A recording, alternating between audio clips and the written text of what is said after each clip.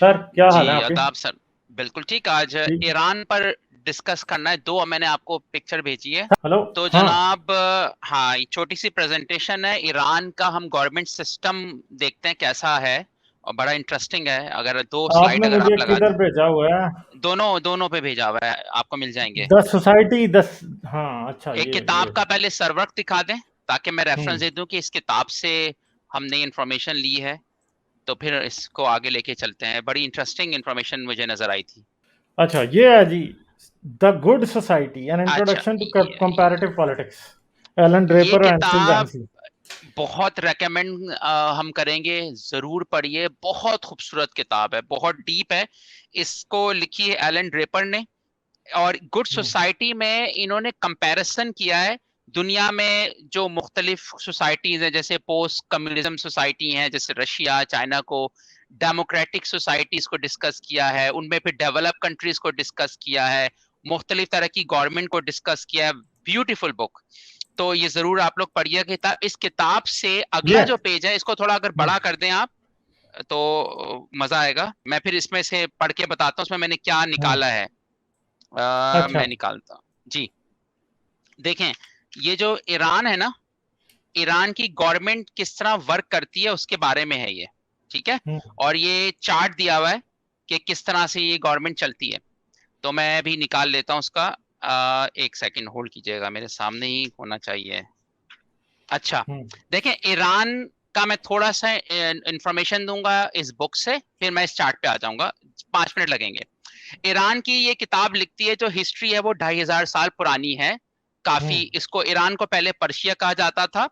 फिर छठी century BC में Persian empire ने टेरिटरी को कंट्रोल कर लिया था। हम्म। छठी बीसी लिखते हैं ये। उसके बाद यहाँ पर अरब ने इन्वेड किया और वहां पे इस्लाम ले आए। और हम्म। उसके बाद फिर टर्किश इन्वेडर्स आए, उन्होंने 1501 से लेके 1722 तक वहां हुकूमत की और पर्शियंस को शियती इस्लाम में कन्वर्ट कर दिया। ये इसी किताब हम्म। से मेरे सामने नहीं है। उसके बाद ये सिलसिला चलता रहा, और यहाँ पर 12वें इमाम पे ये इख्तलाफ पैदा हो गया। और इनका जो 12वां इमाम था, मेहदी, हजरत मेहदी, वो आई डोंट नो हजरत मेहदी या नहीं, मेहदी जो है 1941 यानी 10वीं सदी में वो गायब हो गए। ये इनकी हिस्ट्री कहती है। गायब हो हम्म। गए 1941 में। और इनका ईमान है, अब चार्ट पे आ जाता हूँ, ये चार्ट पे अब डिस्कस करूंगा। इनका ईमान है कि ये जो मेहदी है ना, दोबारा से जो 12वें इमाम है, लौटेंगे दुनिया में और अपनी हम्म। हुकूमत का ऐलान करेंगे। यानी इन अदर वर्ड्स री इनकारनेशन हमें और भी मजाहिब या उसमें सोसाइटीज में नजर आता है मुख्तलिफ फॉर्म में। तो अच्छा, इनकी गवर्नमेंट थ्योरोक्रेसी है। और इसका जो चार्ट है, जैसे मेहदी आएंगे उसके बाद 1953 में शाह ने यहाँ का संभाला चार्ज ईरान का। मैं फास्ट फॉरवर्ड करता हूँ, चार्ट दोबारा दिखा सकते हैं, इसी जी, जी। से मैं बताऊंगा। हाँ। अच्छा, 1953 में शाह ईरान ने ईरान की संभाली बागडोर। और 1979 में खुमैनी ने इनको गवर्नमेंट से हटा दिया इस्लाम के नाम पर। और इनका हुकूमत का जो स्ट्रक्चर है वो इतना मैसी है, इतना इंटरेस्टिंग भी और मैसी भी है। मैं समझाता हूँ कैसे ये स्ट्रक्चर, थोड़ा अगर बड़ा कर दें। हाँ, देखो भाई, जो प्रेसिडेंट है वो, जो पहला वाला बॉक्स है, प्रेसिडेंट इलेक्ट होता है वोटर से। तो आपको फील होगा कि ये डेमोक्रेसी यहाँ पर प्रेसिडेंट जैसे अहमदी निजात था, वोटर से इलेक्ट होता है। लेकिन ये president must be approved by the supreme leader and guardian council. तो यहाँ पे एक कैच आ गया डेमोक्रेसी में, या ऑब्स्टेकल है कि आपने इलेक्ट तो कर लिया, लेकिन उसको अप्रूव करेगा सुप्रीम लीडर। अब सवाल ये उठता है कि सुप्रीम लीडर क्या खुदा की तरफ से आ जाता है या उसको कोई इलेक्ट भी करता है? इसका बड़ा इंटरेस्टिंग सवाल है 7 वाले बॉक्स में। अब यहाँ लिखा हुआ है, supreme leader most powerful political office, जो कि 6 से 12 मेंबर्स को अपॉइंट करता है सुप्रीम लीडर। ठीक है। हाँ। और इसको गार्जियन काउंसिल कहते हैं, जो 12 मेंबर्स की होती है, जो सुप्रीम लीडर के करीब होती है। All the members of expectancy council. अब सवाल है, उसके बाद हम आगे चलते हैं, नीचे वाला जो बॉक्स है, एक होते हैं यहाँ हम्म। पे assembly of experts. Hmm. Assembly of experts भी वोटर से इलेक्ट होते हैं। अगेन यहाँ जमहूरियत का आपको सेंस आएगा, मगर नहीं है, मैं हम्म। अभी साबित करता हूँ। तो जो असेंबली ऑफ एक्सपर्ट्स होते हैं वो elected by voters and chosen chooses supreme leader. अब जो असेंबली ऑफ एक्सपर्ट्स को ईरान की आवाम चूज कर रही है, और ये असेंबली ऑफ एक्सपर्ट्स जो है वो सुप्रीम लीडर को चूज कर रहे हैं, और ये जो सुप्रीम लीडर है must be approve by guardian council. अब आप कहेंगे यार सुप्रीम लीडर तो फिर वीक होना चाहिए क्योंकि उसको इलेक्टेड मेंबर्स चूज कर रहे हैं। प्रॉब्लम ये आ जाता है जो नीचे का जो चौथा बॉक्स है, हाँ ये राइट वाला, प्रॉब्लम ये यहाँ पे आ रहा है, बहुत बड़ा प्रॉब्लम है कि जो असेंबली ऑफ एक्सपर्ट्स चूज तो कर रहे हैं सुप्रीम लीडर को, लेकिन सुप्रीम जो लीडर है और गार्जियन काउंसिल जो है has the power to block parliamentary bills it deems incompatible with Islamic law and decide who is eligible for elected offices. जो गार्जियन काउंसिल से अप्रूव होना है और गार्जियन काउंसिल को सुप्रीम लीडर अप्रूव करता है। ये एक खतरनाक विशेष सर्कल है कि सुप्रीम लीडर अप्रूव करता है गार्जियन काउंसिल को, गार्जियन काउंसिल अप्रूव करती है एक्सपर्ट्स को, एक्सपर्ट्स अप्रूव करते हैं सुप्रीम लीडर को। इसका मतलब अगर सुप्रीम लीडर के अपने पसंद के लोग गार्जियन काउंसिल में होंगे तो वो कभी भी एक्सपर्ट्स को किसी भी वक्त ब्लॉक कर सकते हैं कि तुम ये सुप्रीम लीडर हमारा नहीं है, इसको चूज मत करो।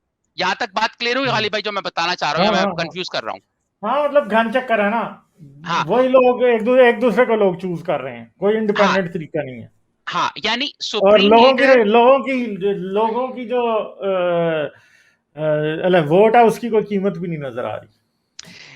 जिन लोगों को वोट जिनको चूज करता है असेंबली ऑफ एक्सपर्ट्स, ये चूज होते हैं नॉन इलेक्टेड बॉडी जो कि गार्जियन काउंसिल है, और गार्जियन काउंसिल चूज होती है सुप्रीम लीडर से, यानी इस नाक से छुओ उस नाक से छुओ, ईरान की गवर्नमेंट की से नहीं होती। अच्छा फाइनल करते हैं, इनकी पार्लियामेंट सिंगल होती है, जैसे हमारे तो होती है ना कि दो तरह के हाउस होते हैं, लोअर हाउस या अपर हाउस या दूसरी जो कहलाते हैं, यहाँ पे सिर्फ एक हाउस होता है जिसको मजलिस कहते हैं।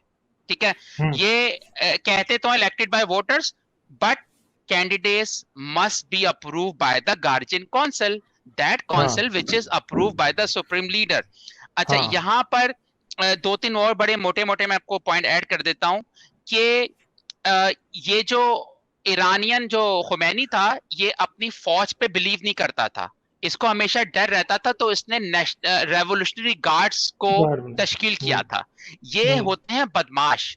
ये एक होता है कि जहां भी कोई आवाज उठाएगा, इसके लिए मैं आपको एक बड़ा वाकया याद दिलाता हूं कि एक लड़की थी जिसने कोशिश, उसका नाम था निदा आगा सुल्तानी, 26 साल की थी, और उसको इन गार्ड्स ने, जब इसने प्रोटेस्ट किया ना डेमोक्रेसी के लिए ईरान में, तो उसने उसको गोली मारी गई, और उसका वीडियो किसी ने यूट्यूब पे डाला, वो मिलियंस व्यूज हुआ था, और वो तस्वीर बन गई थी जमहूरियत की। वो लड़की बेचारी मर गई थी ऑन, और यूट्यूब और फेसबुक पे हुआ था।